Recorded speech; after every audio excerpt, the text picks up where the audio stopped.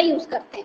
उसके बाद आपको प्रॉब्लम पता चलता है कि सामने वाला व्यक्ति कैसे या हमको एग्जैक्टली प्रॉब्लम क्या है। अब हम लोग उस पर फोकस करते हैं, उसी को हम लोग काउंसलिंग करना बोलते हैं। समझ में आया? ये सब स्टेप्स हैं। उसके बाद हम लोग काउंसलिंग करना स्टार्ट करते हैं कि प्रॉब्लम क्या है, कितना सेशन आप उसको लगा सकते हो। टेस्ट से अब तो समझ गए कि सामने वाले को प्रॉब्लम क्या क्या है, वो क्या चीज को छुपा रहा है। अब हम लोग उसी तरह से उसको काउंसलिंग देंगे। समझ में आया? हाँ मैम। कहीं कोई दिक्कत है? अब हम लोग को क्या करना है, लास्ट स्टेज में क्या करना है, जैसे आप काउंसलिंग दिए और सामने वाला बंदा इम्प्रूव हो रहा है, ठीक भी हो गया, मान लीजिए ठीक भी हो गया, लेकिन लास्ट में आपको कुछ दिन तक उसको साथ फॉलो अप लेना होगा कि आप जो काउंसलिंग किए वो वर्क भी कर रहा है कि नहीं। ये नहीं कि हाँ वो बोला कि हम ठीक हो गए और आप उसको छुट्टी दे दी हमेशा के लिए। आप कुछ दिन तक फॉलो अप लीजिए कि आपका जो ट्रीटमेंट है वो वर्क कर रहा है कि नहीं, वो इम्प्रूव कर रहा है कि नहीं, वो पॉजिटिव वे में सोच रहा है कि नहीं, उसका जो प्रॉब्लम था उसका सोल्यूशन मिला कि नहीं, रिवॉल्व हुआ कि नहीं। समझ में आया? क्लियर है? ये था डायरेक्टिव काउंसलिंग का मेथड, हम लोग कैसे यूज करेंगे। आप लोग एक बार स्क्रीन में देख लो।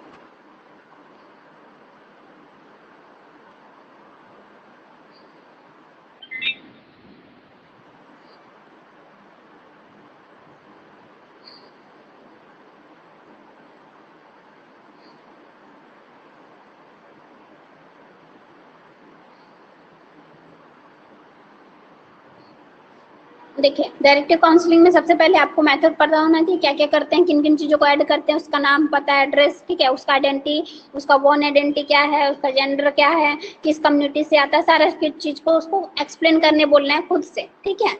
उसके बाद उसका एनालाइज करना है कि वो क्या बात बोला है ना, कैसे बातों को रखा, उसका ऑब्जर्वेशन भी आप साथ साथ कर रहे हो, उसको एनालाइज करना बोलते हैं। उसके बाद सिंथेसिस, यानी आप उन चीजों को समराइज करोगे कि वो क्या चीज को बोला, कैसे बोला, उसको हम लोग छोटा वे में रखेंगे। आपको अगर 2-3 पेजेस में बोला है तो उसको एक पैराग्राफ में ऐड करिए क्या क्या बताया है, ठीक है। समझ में आया? क्लियर है?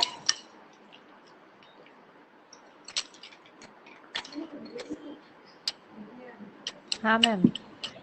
ठीक है। अब देखो, अब हम लोग लास्ट में डायग्नोसिस करना स्टार्ट करते हैं। कैसे स्टार्ट करते हैं? हम लोग टेस्ट लगाकर हम लोग डायग्नोसिस स्टार्ट करते हैं कि बच्चा यानी क्लाइंट है ना, वो क्या कैसे वे में आया है, उसका माइंड में क्या चल रहा है, किन चीजों को छुपा रहा है, उसका हम लोग रिकॉर्डिंग करना स्टार्ट करते हैं कि क्या क्या डायग्नोस करना हम लोग को जरूरी है, किन चीजों को जानना जरूरी है, ठीक है। इंट्रोवर्ट है, एक्सट्रोवर्ट है, बातों को एक्सप्लेन कर पा रहा है कि नहीं, ठीक है। डायग्नोसिस करते हैं। प्रोग्नोसिस में क्या होता है कि कैटेगराइज करते हैं, पॉजिटिव पॉइंट्स क्या है, नेगेटिव पॉइंट्स क्या है ना। देखिए, अब प्रोग्नोसिस में क्या होता है कि हम लोग उन चीजों को कुछ चीजों को रिकॉर्ड कर लेते हैं। रिकॉर्ड करने का मतलब है कि जैसे मान लीजिए कोई व्यक्ति बहुत ज्यादा एग्रेसिव है और वो उस चीज को जानता नहीं है कि मैं एग्रेसिव हूँ, लेकिन उसको लोग बोलते हैं कि आप बहुत ज्यादा गुस्सा करते हो, तो उन चीजों को आपको रिकॉर्ड करना होगा कि आप इस बात पे आपको गुस्सा आता है तो देखो कैसे गुस्सा करते हो तो कैसे आपका रिएक्शन होता है। उस चीज को हम लोग रिएक्ट करके उसको रिकॉर्डिंग करके दिखा सकते हैं कि आप इस तरह रिएक्ट करते हो तो लोगों को आपसे परेशानी होता है। समझ में आया? तो उससे क्या होगा, सेल्फ कॉन्सेप्ट उसका डेवलप होगा कि हाँ मेरा ये चीज है, इसको सुधारना है। कई बार ड्रिंक वाले व्यक्ति को हम लोग इस पे अप्लाई करते हैं। जो लोग बहुत ज्यादा ड्रिंक करते हैं, मारपीट करते हैं ना, सुबह दिन क्या बोलते हैं, मैं कभी दारू को हाथ नहीं लगाऊंगा, कसम खा रहा हूँ, फिर वो शाम को दारू पीकर आता है, फिर वो वही काम करता है। तो हम लोग क्या करते हैं, उसका रिकॉर्डिंग करते हैं कि वो पीने के बाद क्या क्या वो करता है, क्या एब्यूज करता है, कैसे लोगों के साथ वो अपने लोगों के साथ हरकत करता है, कैसे मारपीट करता है घर में। उसको रिकॉर्ड करके उसको हम लोग दिखाते हैं कि देखो ये आपका हरकत है, आप ऐसा करते हो पीने के बाद, ठीक है। तो ऐसे करके उसको एनालाइज करवा सकते हैं कि आप ऐसा करें, आपको इन चीजों को इम्प्रूव करना है। क्लियर? समझ में आया? हाँ मैम। है ना। तो उससे क्या होगा, उसका इंट डेवलप होगा, सेल्फ कॉन्सेप्ट उसको पता चलेगा कि मेरे को क्या करना है, क्या इंप्रूवमेंट करना है। इससे उसको पॉजिटिव और नेगेटिव पॉइंट दोनों पता चलेगा। नेगेटिव पॉइंट्स क्या है कि मेरे को क्या इंप्रूवमेंट लाना है अपने आप में, ठीक है। और पॉजिटिव पॉइंट्स क्या हुआ कि मैं इसमें अच्छा हूँ, मैं इसको इम्प्रूव कर सकता हूँ, इसमें ज्यादा अच्छा कर सकता हूँ, ठीक है। मान लीजिए उसका पेंटिंग बहुत अच्छा है या उसका बात करने का शैली बहुत अच्छा है, आप उसको वो चीज को भी बताओ तो वो उसमें इम्प्रूव करेगा और वो नेगेटिव थॉट के बारे में सोचेगा नहीं। हम लोग क्या करते हैं ना, जो चीजें हम लोग के पास नहीं है और जो चीजें हम लोग को नहीं मिल रही है, हम लोग का ध्यान उसी पे रहता है, फोकस प्रॉब्लम में रहता है, प्रॉब्लम के सोल्यूशन में नहीं रहता है। इसलिए हम लोग आगे प्रोग्रेस नहीं कर पाते हैं, क्योंकि हम लोग का पूरा माइंड कहाँ है कि हम लोग क्या चीज नहीं कर पा रहे हैं। आप उस चीज पे फोकस करिए कि क्या चीज आप कर सकते हो। अगर आप पॉजिटिव वे में उसको लोगे तो आपका क्या है, ध्यान उसमें रहेगा और नेगेटिव चीजों का ध्यान आपका थोड़ा कम जाएगा। ये काउंसलिंग के लिए बता रही हूँ, ठीक है, कि आप उस पर कैसे उसको प्लस वे में दिखा सकते हो, पॉजिटिव वे में उनकी चीजों को दिखा सकते हो ताकि वो अपने आप में पॉजिटिव फील करें। समझ में आया? हाँ मैम। है ना? तो ये हो गया डायरेक्टिव काउंसलिंग, उसके स्टेप्स। ठीक है, वो इंग्लिश में लिखा हुआ है इसलिए मैं बोलती हूँ, जब मैं बोलती हूँ तो आप लोग लिखते जाओ, क्योंकि पॉइंट्स इंग्लिश में। आप लोगों को हो सकता है मैं अगर नोट सेंड करूँ तो आप लोगों को समझ में ना आए, तो आप लोग पॉइंट्स देख के लिखते जाना अगर पॉसिबल है तो। समझ में आया? लास्ट में फॉलोअप लेना जरूरी है। फॉलोअप का मतलब है कि जैसे काउंसलिंग स्टार्ट किए, है ना, प्रोग्रेसिव निकाले कि पॉजिटिव पॉइंट्स क्या है, नेगेटिव पॉइंट्स क्या है, अब उस पर वर्क करने लगे हैं हम लोग कि आपको क्या क्या करना है। इसमें आप अच्छे हो, इसमें आप खराब हो, आपको इसमें इंप्रूवमेंट देने का, ध्यान देने का जरूरत है। आप उसी बेस पे हम लोग उसको काउंसलिंग स्टार्ट करेंगे। तो आप 3-4 सेशन दिए, 15 सेशन दिए, अब उसमें इंप्रूवमेंट हो गया, वो बोल रहा है कि मैं ठीक हो गया हूँ और आपको भी ऐसा लग रहा है वो ठीक हो गया है, तो आप उसको फिर 15 डेज का फॉलोअप दीजिए कि वो उसका काम कर रहा है कि नहीं, वो जिस प्रॉब्लम के लिए आया था उसका सोल्यूशन हुआ है कि नहीं, या फिर से वो उस तरह काम तो नहीं कर रहा है। जैसे कि मान लीजिए वो बोल रहा था कि मुझे बात बात में स्ट्रेस हो जाता है या मैं कॉन्फिडेंट नहीं रहता हूँ, जब मंच में बोलने जाता हूँ तो मेरे को कॉन्फिडेंट नहीं रहता है, तो उसको कुछ दिन बाद फॉलोअप लीजिए, क्या आप उसमें एक्टिव हो पा रहे हो, क्या उसमें आप भाग ले पा रहे हो, आपका कॉन्फिडेंट लेवल बढ़ा या नहीं, आपका स्ट्रेस कम हुआ या नहीं, या फिर वो बार बार वो ट्रिगर कर रहा है, वो फिर से वो स्ट्रेस ले रहा है, यानी आपका काउंसलिंग वहाँ काम नहीं किया, तो आप फिर से आपको काउंसलिंग देना पड़ेगा शुरुआत से। इसलिए फॉलोअप लेना जरूरी है। समझ में आया?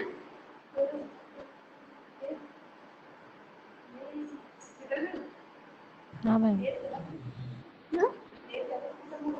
पता नहीं, तो लास्ट में पता चलेगा। तो समझ में आप लोगों को डायरेक्टिव काउंसलिंग क्या होता है, उसके स्टेप्स क्या क्या हैं? किसी को कोई डाउट है?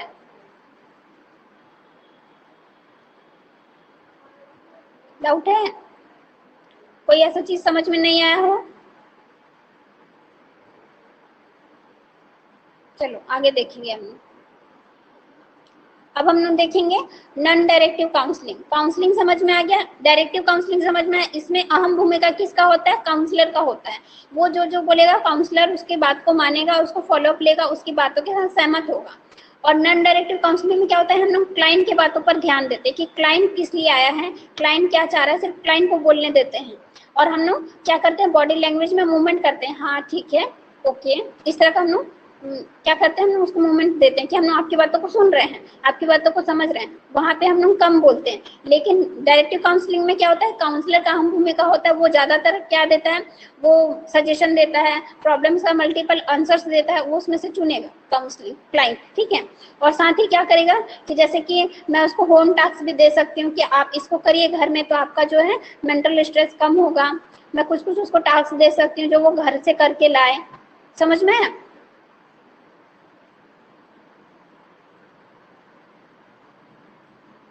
विश्वनाथ सर, ठीक है, वो किस प्रॉब्लम को लेकर आया, उसको प्रॉब्लम है तो कब से है, क्या क्या चीजों को वो फेस कर रहा है।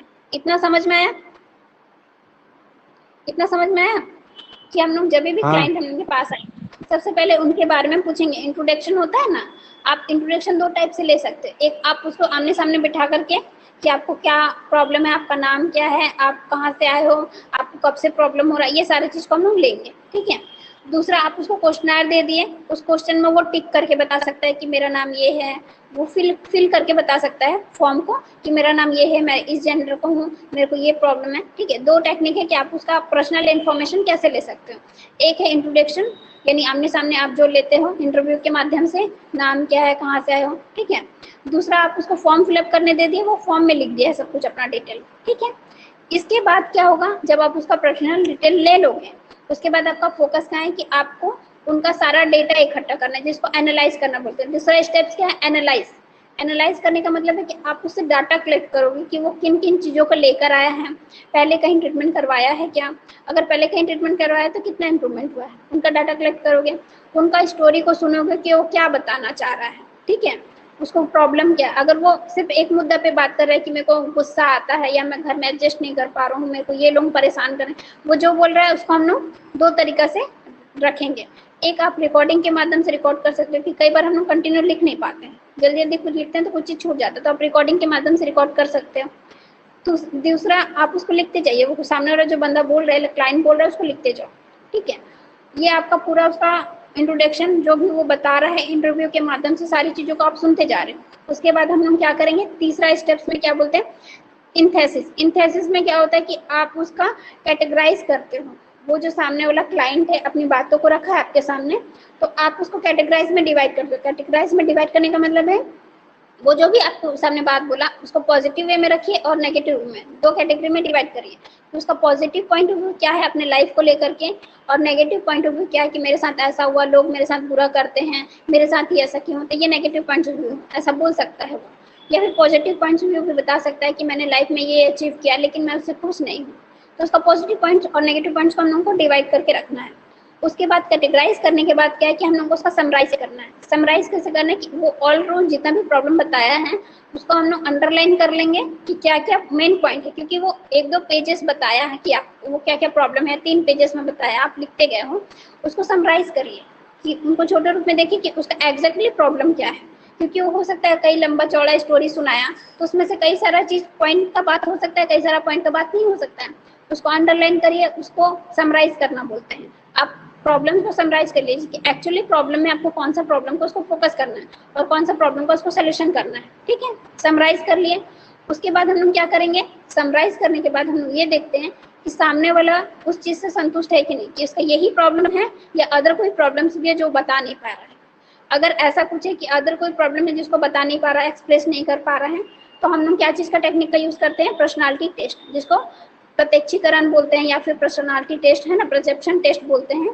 तो उसमें कई सारा टेस्ट आता है, TAT होता है, CAT होता है, इंक ब्लॉक टेस्ट होता है, फिर सेंटेंस कंप्लीट टेस्ट होता है जिसमें कई तरह का सेंटेंस लिखा होगा। सेंटेंस मतलब कि मैं मेरे मम्मी पापा के पास जाना चाहता हूँ, डैश क्यों जाना चाहता हूँ, ऐसे इस तरह का आप उसको सेंटेंस दे सकते हो जैसे वो कंप्लीट करेगा। समझ में आया, चीजें समझ में आ रही हैं? आ गया मैम। है ना।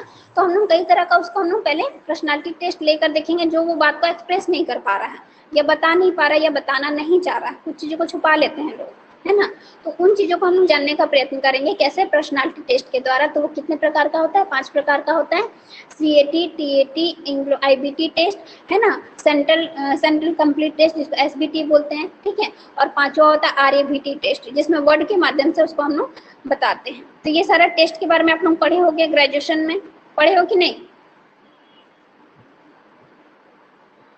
हाँ मैम पढ़े हैं कुछ नहीं कुछ। पढ़े? कुछ याद है? CAT टेस्ट पढ़े क्या हैं होता है? मैम। पढ़े हो, क्या होता है CAT टेस्ट, क्या होता है? इंक ब्लॉक टेस्ट पढ़े, रोसाक के बारे में पढ़ाई हूँ। देखिए CAT टेस्ट, देखिए आप अगर काउंसलिंग कर रहे हो आपको सभी टेस्ट और थेरेपी के बारे में आपको पता होना चाहिए, तब आपने अप्लाई करोगे। समझ में आ रहा है? वो सारी चीजों के बारे में आपको जानकारी होनी चाहिए कि किस पे कर सकते हैं, किस पे नहीं कर सकते हैं, ठीक है। जैसे इंक ब्लॉक टेस्ट क्या है कि पर्सनालिटी टेस्ट है ना। इसमें कार्ड्स के माध्यम से हम लोग सामने वाले का परसेप्शन देखते हैं, उनके अंदर की चीजों के बारे में जानते हैं कि उसका थॉट कैसा है, उसका थिंकिंग कैसा है। तो उसका हम इंक ब्लॉक टेस्ट के माध्यम से देखते हैं। इसमें 10 कार्ड्स होते हैं, 5 ब्लैक एंड व्हाइट्स होता है, 3 जो होता है ब्लैक और रेड होता है, और जो 2 जो होता है ब्लैक एंड व्हाइट, 5 जो होता है ब्लैक एंड व्हाइट होता है, 3 जो कार्ड्स रहता है इसमें मल्टी कलर्स होते हैं, और 2 जो कार्ड्स होता है ब्लैक और रेड कलर का होता है। तो टोटल 10 कार्ड्स होते हैं इंक ब्लॉक टेस्ट, जिसको रोसाक ने बनाया था 1921 में। समझ में आया? इसको IBT टेस्ट बोलते हैं, ink block test short form. दूसरा क्या होता है कि कैट, CAT टेस्ट, यानी child exception test. Child exception test में क्या